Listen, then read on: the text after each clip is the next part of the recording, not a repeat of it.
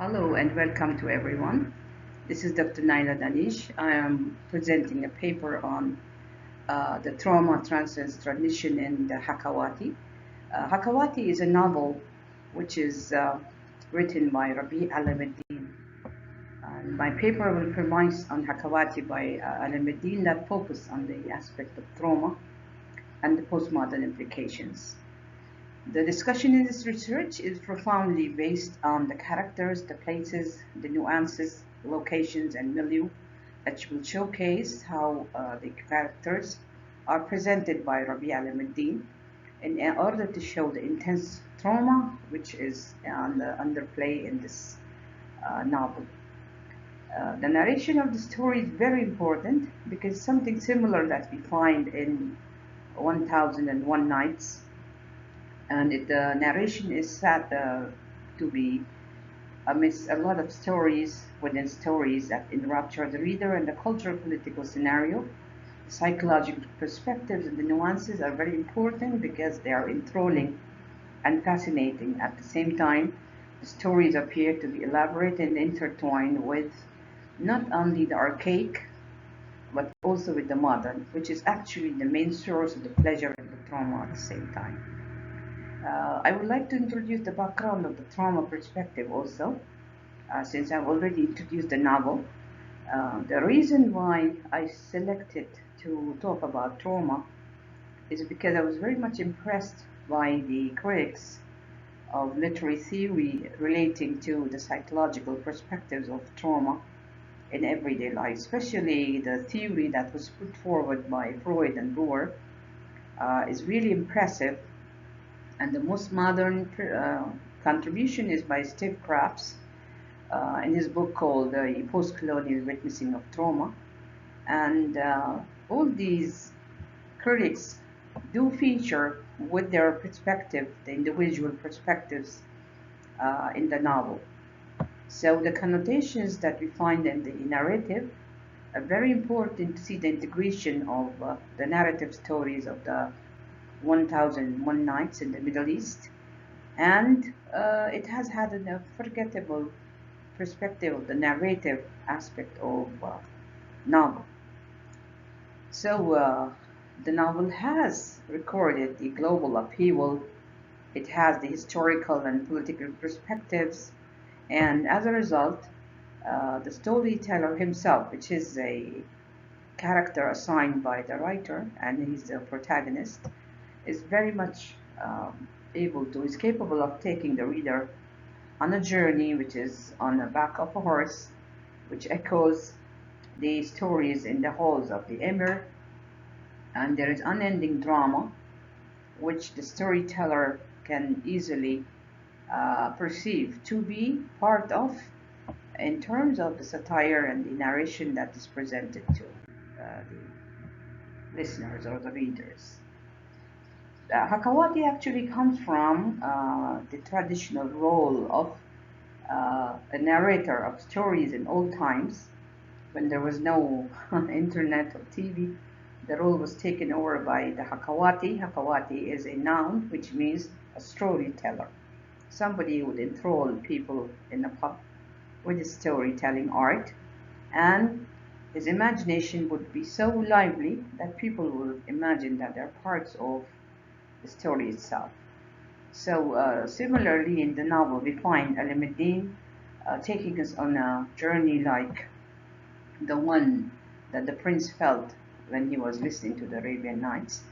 And the tone of the narration is so funny, it is so captivating that it really enchants and dazzles the reader. And surprisingly, we find the author encouraging the readers by saying, "Listen to me, because it is a journey beyond imagining, and I will tell you a story." So this is how the storytelling starts. Here I have a painting of the old scenarios in a coffee shop where people used to come as Hakawatis or narrators, uh, narrating stories from their imagination, but of course enthralling the listener to no end. The timeline that we follow in the novel is very interesting because the writer has put a lot of fables, which are full of very interesting exploits and escapades, which will never bore the reader. Secondly, the intricate layer of the trauma, which is individual and collective, it is social and historical, is something very interesting to perceive. Thirdly, during the presentation of the narration and the traumatic perceptions of the audience are very much in tandem. You can feel that the audience sympathizes or is revolutionized many times, rebellious from their narrative perspective. Number four, the trauma now has been accepted as a universal phenomenon. Therefore, when we are reading the story, it really is very interesting to see how trauma can uh, be nourished, or it can be entertained, or it can be perceived in different levels of living. Therefore, and finally, as I conclude in number five, that the author has witnessed intense trauma, and the theory of crabs really supports the perspective that have been displayed in the novel. Another perspective of trauma in literature, which actually started with Freud. Freud was the father of the traumatic study in literature. Later, he was joined by Royer, and together they presented an overwhelming aspect of trauma and record its challenging perspectives of the language, the fragments of the psyche that are affected, the ruptures through which the traumatized person goes through, the parameters of the field, and the impact of the critical conversation with the alternative perspectives of the notion that have been, the one that has been displaced. The development theory, as I had perceived earlier, was not only started by Breuer, who was the writer of Studies in Hysteria. Later in the 19th century, people really appreciated the fact that the latency period and the way the traumatic incident is recorded as a memory was something very groundbreaking in this theory. Moreover, as we see the effort or the finding, the groundbreaking research just carried on by Freud, later had a team of other critics to join him, which included Pierre Genet, it has Charcot, it had Oppenheim, Gardiner, and Morton Prince. So as we can see, the study for trauma and its experiences were very much popular, and they really dominated the trauma's conceptual employment by literary trauma by critics today. The progression of this theory was later, as late as 1996. We have Carruth, Carol Carruth, the British writer and critic, who added her own perspective to trauma. And according to her, the trauma produces a double paradox in consciousness and in language. As a result, the past has a special meaning.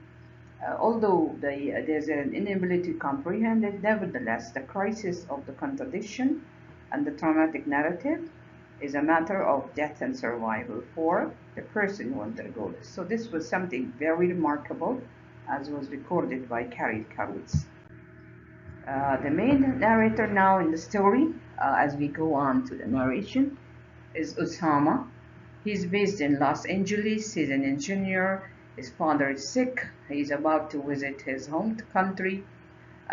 He is very excited, but as a result of the trauma that he had in the past, he feels, as he remarks here, he said, a delightful mess of stew that still tastes delectable and exotic, no matter how many times you partake of it. This is what he has as expectations from the journey he's going to take. But on the other side, on the rebound, when Osama actually reads and is in place, he reaches his city, he says, I just feel like a tourist and I am in a bizarre land. From the first sentence that Osama speaks on his home ground, it's very obvious that the trauma had never ended, although he had been living in United States for about 20 to 24 years. Sama, the main protagonist, is unable to forget the major trauma that he has been undergoing. And later on, as we will see, Sama enters the role of a narrator. He is really a professional storyteller, like his grandfather, who was a renowned hikaya teller or storyteller. Later, we will see that the stories narrated by Osama are very, very interesting. They oscillate and they move between the modern country that he's living in back to the old Egyptian days of the historical perspectives. He also tells us a tale of an emir and his wife who has 12 daughters, and they seek the help of Fatima, the slave, so that she can bear them a son. Osama again goes back to a story in Beirut, and he talks about his family. He realizes nothing has changed.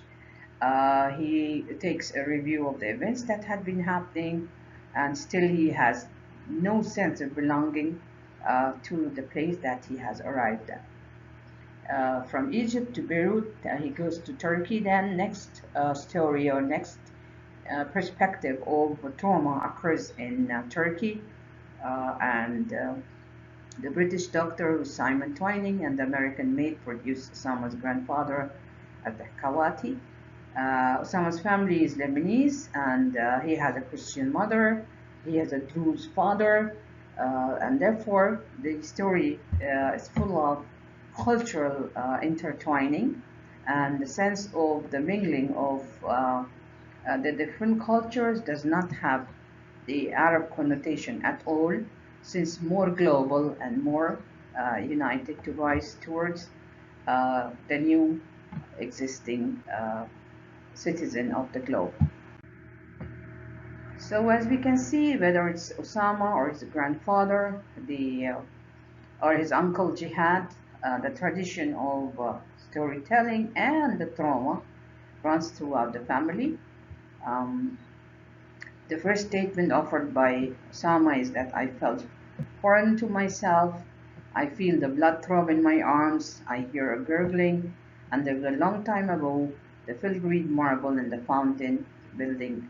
He remembers everything with the trauma. As a result, he says, I was a tourist in a bizarre land. I have repeated the quotation because it's very important to show how he cannot get over the trauma of his earlier years.